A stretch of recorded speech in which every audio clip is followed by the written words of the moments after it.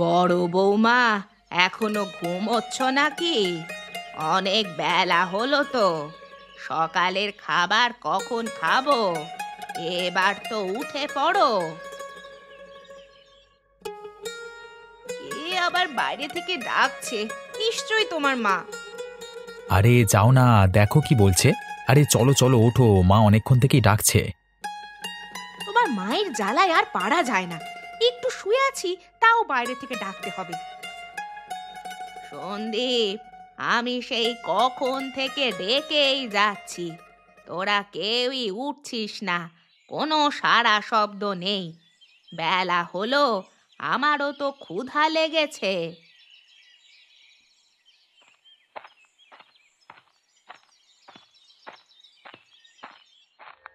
কি হয়েছে গো?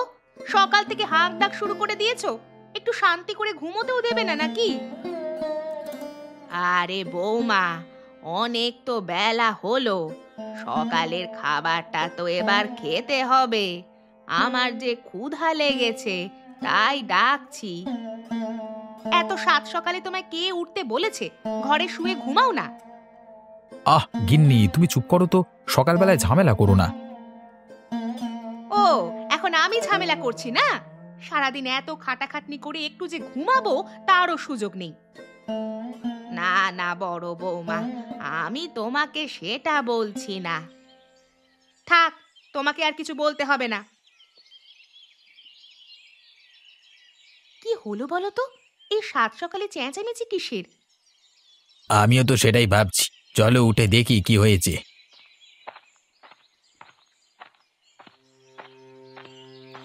কি হয়েছে গো মা, এত চেঁচামেচি কিসের? না না, কিচ্ছু হয় নাই। বড় বৌমা ঘুমাচ্ছিল। বেলা হলো তো, তাই আমার ক্ষুধা লেগেছে। খাবার দেওয়ার জন্য ডাকছিলাম। আমি এই বাড়িতে পরে বিয়ে হয়ে এলেও মাকে সময় মতো খেতে দিই। আপনি দেখুন, ছেলের বউ করে কাকে নিয়ে এসেছেন ঘরে। মুখ সামলে কথা বলতো ছোট। একদম বাজে কথা বলবি না। তুই বিয়ে হয়ে আসার পরেই সংসার দুভাগ হয়েছে। সংসার ভাগ করার কথা তুমি বলেছিলে দিদি, আমি একবারও বলিনি। ওফ, তোমরা চুপ করবে একটু। সাত সকালে শুধু শুধু ঝামেলা ভালো লাগে না। তোর বউকে আগে চুপ করা, শুধু শুধু এসে ঝামেলা করছে। এতক্ষণ তো ঝামেলা হয়নি। হ্যাঁ, তোদের চেঁচামেচি শুনে আমরা ঘুম থেকে উঠে বেরিয়ে এলাম, বলতে ঝামেলা হয়নি। কারা কেমন সব বুঝতে পেরে গেছি, বুঝলি? তোরা তোরা সবাই একটু চুপ করবি। এই সব ঝামেলার জন্য মাঝে মাঝে মনে হয় মরে যায়। তাহলে তো তোরা শান্তি পাবি। সব কিছু তো আমার জন্যই হচ্ছে। থাক থাক, আমায় আর খেতে দিতে হবে না। ভাই মোহন, এবারের ফসলটা কিন্তু বেশ জব্বর হয়েছে। হবে নাই বা কেন? এইবারে শীত গ্রীষ্ম বর্ষা সবকিছুই তো সময় মতো হয়েছে, তাই জন্য এত ভালো ফসল হয়েছে।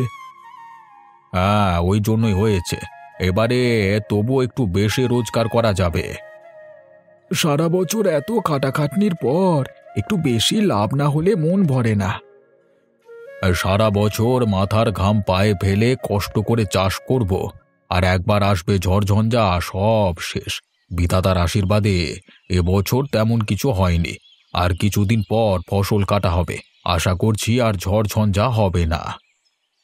আবহাওয়ার কথা বলা যায় না রে, কখন কেমন। এই দেখছিস রোদ উঠেছে, আবার এই দেখবি এক্ষুনি বৃষ্টি শুরু হয়ে গেছে। খুবই খামখেয়ালি। হ্যাঁ, তা তুই ঠিকই বলেছিস, কিন্তু আমার মনে হয় এ কদিনে আর কিছুই হবে না। এবছরে পরিমাণ মতো বৃষ্টি হয়ে গেছে, আর ঝড়ঝঞ্ঝার ভয় নেই। আমি তো বিধাতাকে সব সময় ডাকি, আর যেন আমাদের এই পরিশ্রমটা বৃথা না যায়। নে নে, এবার কাজ কর। অনেক কথাবার্তা হয়ে গেছে।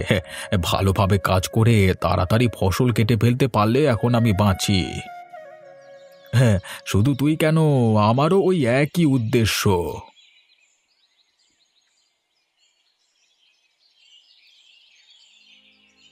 আমাদের দুই ভাইয়ের পাশাপাশি দোকান হয়ে যাওয়ায় খরিদ্দারও প্রায় ভাগাভাগি হয়ে গেছে। তেমনভাবে লোকজন আর আসছে না।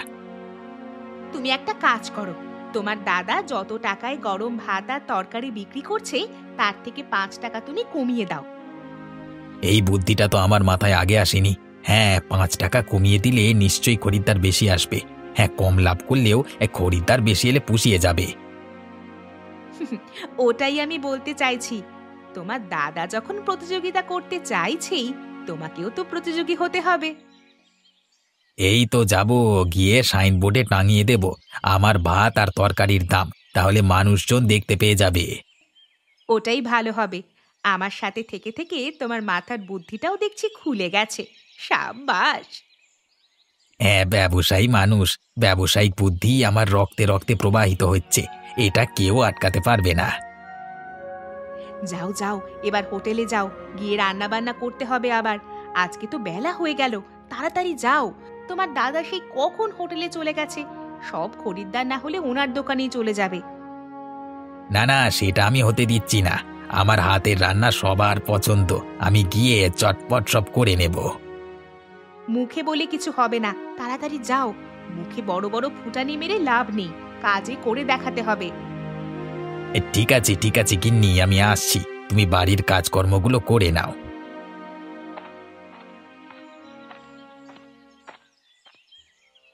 আরে রামু, আজকে তোর কেমন রোজগার হলো রে? এখানে তো একবারও দেখা পাওয়া যায়নি। আরে ভাই, আজকে একটু চাপ ছিল, তাই জন্যই এখানে আসতে পারিনি। আর একটা ভাড়া খাচ্ছি, তারপরে সঙ্গে সঙ্গে আর একটাতে চলে যাচ্ছি। তাহলে তো রোজগারটাও বেশ ভালোই হচ্ছে।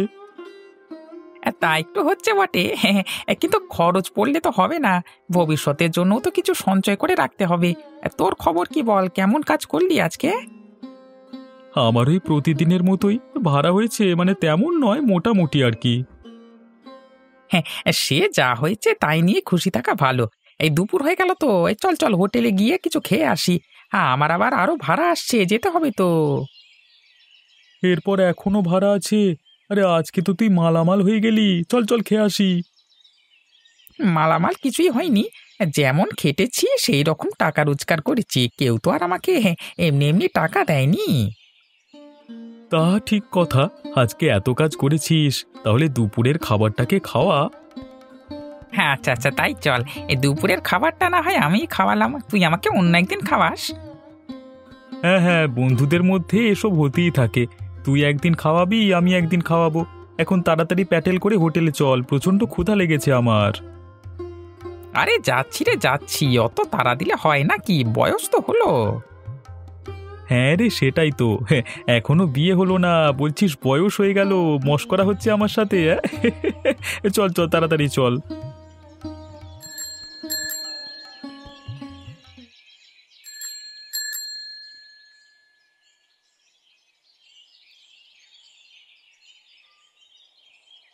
আরে আসুন দাদা, আসুন দাদা, মাত্র 35 টাকায় খেয়ে যান গরম গরম ভাত আর তরকারি, এরকম রান্না আর কোথাও পাবেন না। আরে আসুন দাদারা দিদিরা, খেয়ে যান সুস্বাদু খাবার মাত্র 30 টাকায়, এত কম টাকায় কেউ দিতে পারবে না। আরে কার হোটেলে ঢুকবি রে? এটাও জানিস না, যার হোটেলে দাম কম তার হোটেলেই ঢুকবো। টাকা রোজগার করতেও তো পরিশ্রম লাগে, যা 5-10 টাকা বাঁচে আর কি।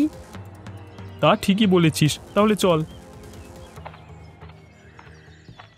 আসেন দাদা, আসেন আসেন, আপনারা টেবিলে বসুন, হ্যাঁ আমি খাবার দিয়ে যাচ্ছি।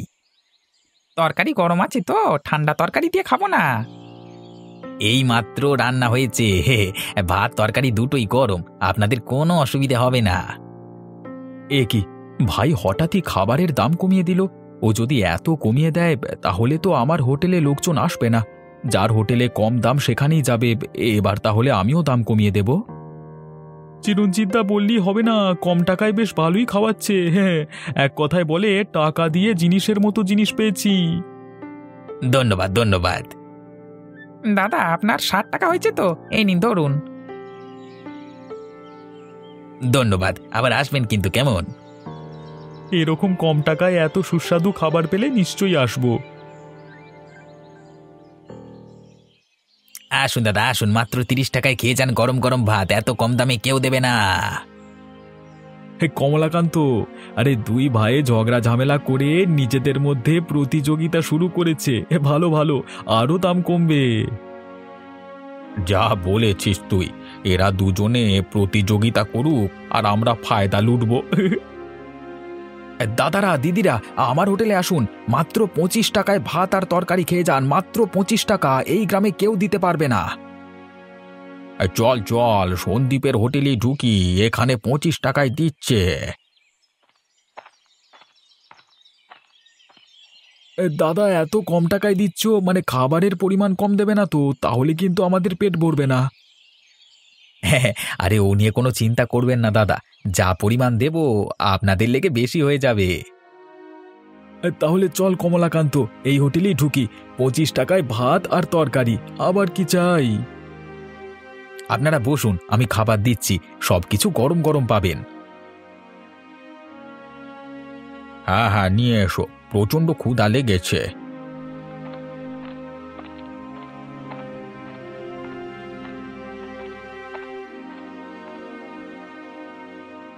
একবার খেয়ে দেখুন, অন্য কোনো হোটেলের খাবার মুখেই লাগবে না। রান্না কেমন হয়েছে শুধু বলুন। সত্যি দাদা, আপনার কথার দাম আছে।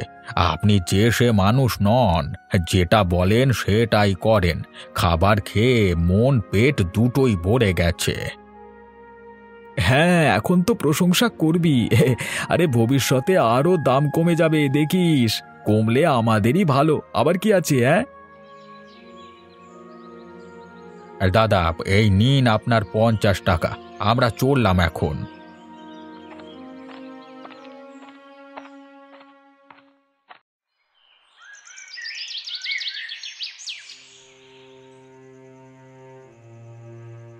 বৌমা, রোজের এই এক রান্না করো কেন তুমি? অন্য কিছু রান্নাও তো করতে পারো। এই বুড়ি, যেটা পাচ্ছিস সেটাই খেয়ে নে। আর তো কটা দিনই বা বেঁচে আছিস, এখন আবার নতুনত্ব খাবার আগ্রহ কিসের জন্য? বৌমা, এখন তুমি আমায় এই রকম করছো?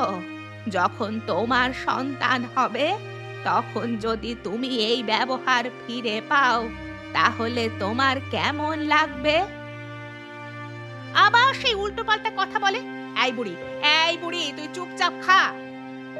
আরে গিন্নি, তুমি চটে যাচ্ছ কেন? ওকে ওর মতো ছেড়ে দাও, আমার কথা শোনো। কর্মের ফল একদিন ঠিকই পাবি। মেজাজটা গরম করিয়ে দেয়। হ্যাঁ, তুমি কি বলবে বলছিলে বলো। আজকে হোটেল খুলে দেখলাম ভাই 5 টাকা কমিয়ে দিয়েছে। ওর দোকানে খরিদ্দার ঢুকছিল, তাই জন্যই আমি 10 টাকা কমিয়ে 25 টাকা প্লেট করে দিয়েছি। এবার আমার দোকানে শুধুই ভিড় হচ্ছে। একদম ঠিক করেছো তুমি। সবকিছুতে ওদের থেকে এগিয়ে থাকবো আমরা। তোমার ছোট ভাই তোমার থেকে বড় হতে পারে না। তোদের এই হিংসার জন্যই সব কিছু। তোদের আলাদা হওয়া, এত ঝগড়া ঝামেলা, সব কিছুই হিংসার জন্য। একবার দুজন মিলে এক হয়ে দেখ না, দেখবি জীবন কত সুন্দর। মা, তোমায় খেতে দেওয়া হয়েছে, তুমি চুপ করে খেয়ে নাও, আমার ব্যবসা আমি বুঝে নেব। মায়েরা সব সময় সন্তানের মঙ্গলই চায় রে। সন্তানের খারাপ হোক, কোনো মা এরকম চায় না। আচ্ছা ঠিক আছে, তুমি আমার ভালো চাও, কিন্তু আমি তোমার কথা শুনবো না। ব্যবসাটা তোমার থেকে আমি ভালো বুঝি, বুঝলে? আজকে আমার বুদ্ধিটা কেমন কাজ করলো? আমাদের দোকানে অনেক খরিদ্দার হয়েছিল বলো। হ্যাঁ, একদিক থেকে বলতে পারো তোমার বুদ্ধি কাজ করেছে, কিন্তু আবার বলতে পারো যে কাজ করেনি। কি বললে গো? আমি তো কিছু বুঝতেই পারলাম না। প্রথমে যখন শুধু আমার দোকানে দাম কম ছিল, তখন তো আমার দোকানে এত ভিড় যে কি বলবো। তারপর দাদাও তার দোকানের দাম কমিয়ে দেয়। আমি 30 টাকায় 1 প্লেট বিক্রি করছি, আর ও করছে 25 টাকায়। কি লাভ পাবে জানি না। ও বাবা, তোমার দেখা দেখি এই করে দিয়েছে। আচ্ছা, তাহলে তুমি আরেকটা কাজ করো। কি কাজ করবো গো? কালকে যখন হোটেল খুলবে, তখন তুমি দাম 30 টাকায় রাখবে। ভাত আর তরকারির সাথে তুমি দেবে টমেটো। শুধু কি টমেটো দিলে আবার খরিদ্দার আসবে? ভাতের সাথে থালার পাশে দিয়ে দেবে একটা বড় টমেটো, আর নাম দিয়ে দেবে বাহুবলী থালা। বলবে টমেটো দেওয়া হচ্ছে যাতে আরো বেশি করে পুষ্টি পায়। আর বাহুবলীর মতো ক্ষমতা। আচ্ছা, আমি বুঝতে পেরেছি। এখানে প্রচারে কাজ, যত ভালোভাবে প্রচার করব ততই বিক্রি হবে। হ্যাঁ, একদম ঠিক বলেছো। বুদ্ধি থাকলেই সব হয়। তোমার দাদার থেকে তোমার বেশি বিক্রি হবে, আমি লিখে দিচ্ছি। আচ্ছা, তাহলে কাল থেকে এই পদ্ধতি অবলম্বন করে দেখব। আজকে তো রাত হলো, ঘুমিয়ে পড়ো।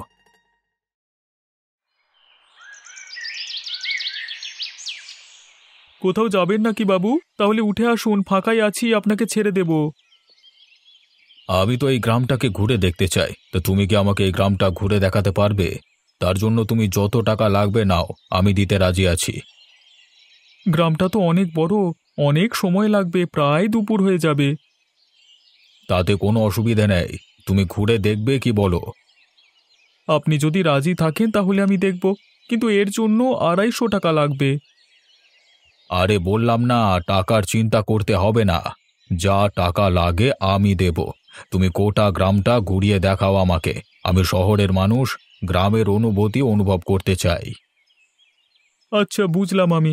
আপনি উঠে আসুন রিকশায়, আমি আপনাকে আস্তে আস্তে পুরো গ্রাম ঘুরিয়ে দেখাবো, আপনি মজা পেয়ে যাবেন। আচ্ছা দাদা, এখানে খাবার ব্যবস্থা আছে তো দুপুরে? মানে কোনো হোটেল বা রেস্টুরেন্ট আছে তো? কি বলেন দাদা, রেস্টুরেন্ট তো শহরে থাকে, এখানে ছোটখাটো হোটেল ধাবা সবই পাবেন। আমাদের গ্রামে 2টো হোটেল আছে, ভাত আর তরকারি পাওয়া যায়। হ্যাঁ, আমার তাতেই হবে। গ্রাম্য পরিবেশে গ্রাম্য খাবার খেয়ে অনুভব করতে চাই।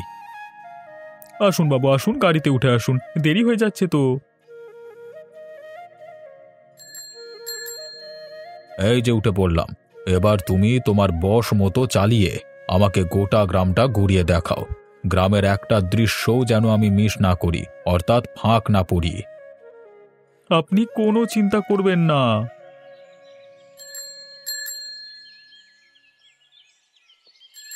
আর দাদা, ওইখানে যে কৃষক ভাইরা কাজ করছে ওইখানে দাঁড়াও, ওনার সাথে কিছু কথা বলবো। আচ্ছা বাবু, আপনি যেমন বলবেন। চাষি ভাই, একটু এদিকে আসবে, কিছু কথাবার্তা ছিল।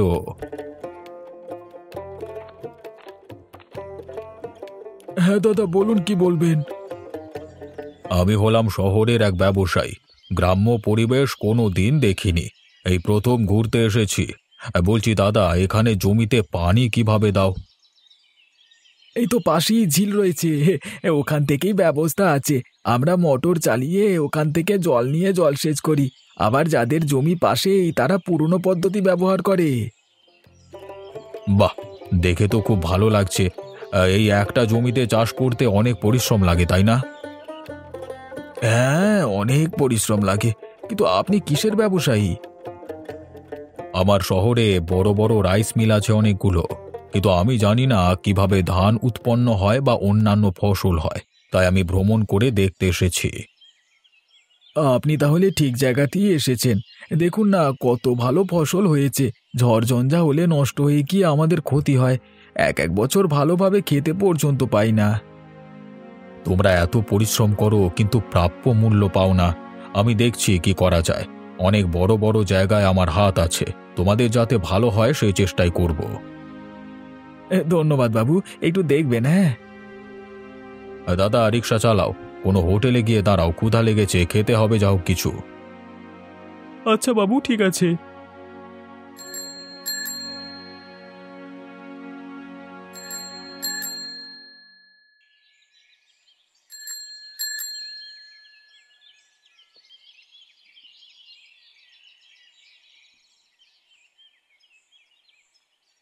আসুন আসুন, সকলে আসুন, মাত্র 30 টাকায় খেয়ে যান বাহুবলী খাবার। খেলেই হবে পুষ্টি, ভাত তরকারি এবং তার সাথে রয়েছে বড় টমেটো।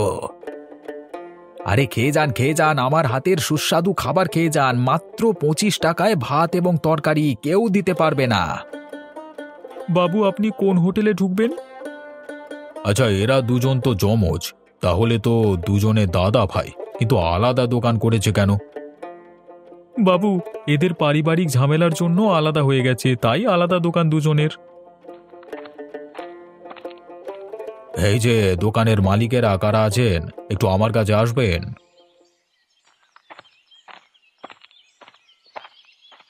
হ্যাঁ দাদা, বলুন, আপনি কিছু খাবেন? না না, খাবার কথা আমি বলছি না।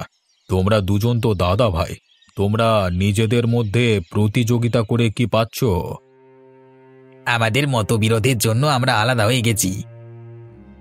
আরে আলাদা হয়ে গেছো বুঝলাম, কিন্তু লাভ কতটুকু পাচ্ছ তোমরা?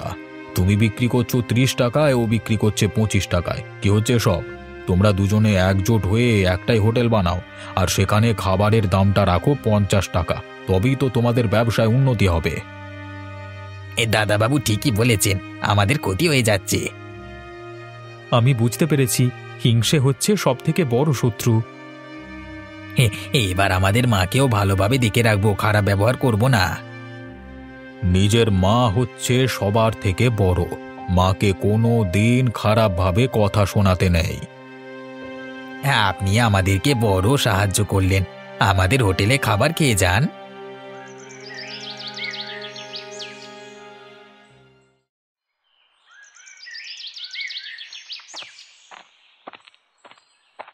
কোথায় গেলে গো দু ভাই?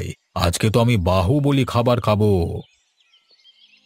আপনি আমাদের এত বড় উপকার করেছেন, আমার 2 ছেলের চোখ খুলে দিয়েছেন, তার জন্য আপনাকে অসংখ্য ধন্যবাদ। আপনি টেবিলে বসুন, আমি এক্ষুনি খাবার দিয়ে যাচ্ছি। ধন্যবাদ দেওয়ার কিছু নেই কাকিমা, মানুষই তো মানুষের সাহায্য করবে।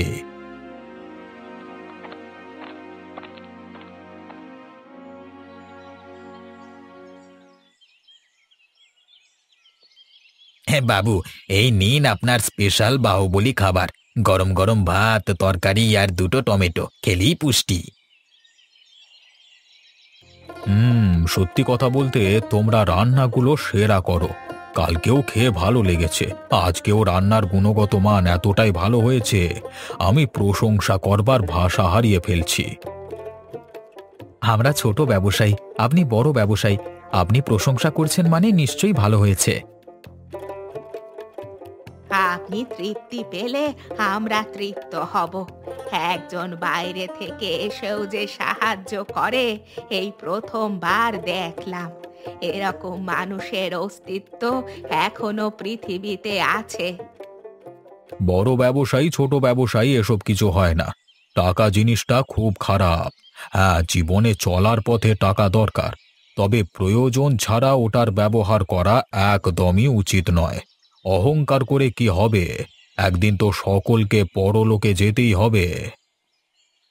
আমি বুঝতে পেরেছি মা, আমরা তোমাকে অনেক খারাপ কথা বলেছি, আমাদের ক্ষমা করে দিও, এই ভুল আর কখনো হবে না। মায়েদের কাছে সন্তানেরা সব সময় আদর তুল্য হয়, ক্ষমা না চাইলেও ক্ষমা করে দেয়। তবে তোরা নিজেদের ভুল যে বুঝতে পেরেছিস, এটাই ভালো। রফিকুল বাবু, আপনাকে আর 2টো গরম গরম ভাত আর টমেটো দিই? না গো ভাই, আমার অনেক পুষ্টি হয়ে গেছে, এবার হলে হয়তো ঘরবাড়ি ভেঙে ফেলবো, আর চাই না, থাক।